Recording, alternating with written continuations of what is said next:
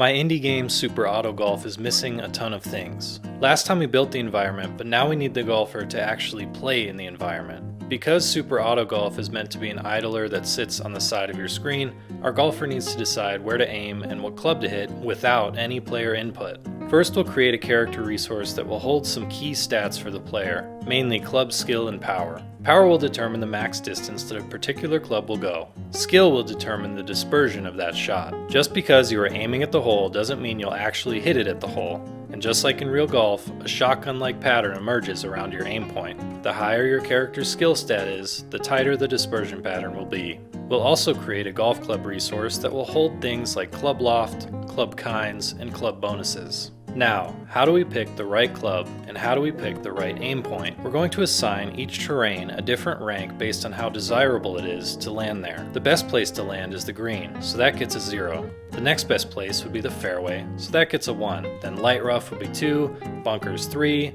water and deep rough 4, and out of bounds 5. We're then going to compile a grid of all possible aim points and give each point on the grid a value based on the terrain that the point is on. Then for each point, we sum the surrounding points. In the future, we'll need to sum a different radius of surrounding points depending on what club we're hitting, but for now we'll always sum a 3x3 grid around each point. Finally, we'll multiply that value by a fractional distance to the hole to ensure that the golfer won't just chip it ahead 10 yards ahead of themselves over and over. Ideally, we want the golfer to get as close to the hole as possible after each shot. The lowest value after that sum will represent the best place for the golfer to aim. All we have to do is set a check that that aim point is within our character's power value, and now the golfer can smartly play each hole. Obviously in-game this happens in a frame or two, but I've slowed it down so we can watch it happen. Each point asks, am I within a terrain polygon? If yes, it inherits that terrain's value. Then, each point calculates its aim value based on the formula we just discussed. Then, the golfer iterates through each aim point, finding the lowest value point that is also within its own power value. And now we have a pseudo-intelligent AI. But let's get rid of all these dots when we actually play the hole. And this actually gave me an idea. Instantly loading each hole is not very exciting. Let's add a bit of juice to the hole transitions. I want our terrain polygons to grow in. Remember that our polygons are a rounded convex hull of points.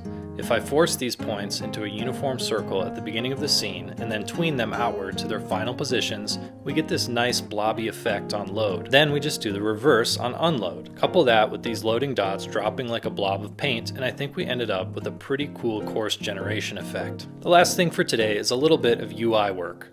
I want the player to be able to set up their golf bag and pick golf clubs to use. That feature is going to start with a way to actually view your clubs. I set up a grid container that loads an array of the club resources that we made earlier and then reads in their and the player's power stats. This slider is just for debugging purposes, but right now it controls the player's power stat. So you can see as it increases, so do the distance that each club goes. This looks okay, but I think UI always looks and feels better when it's responsive to the mouse. First, I had the outline of the panel container turn white when the mouse enters it. Then I had the club's texture rect tween bigger and smaller on mouse entry and exit. Then I added a little rippling isometric grid shader to the panel container so that the club sits in front of it. Then I had the grid ripple and get disturbed when the mouse enters it. The finishing touch was to tween the transparency of the panel's outline instead of it instantly turning white.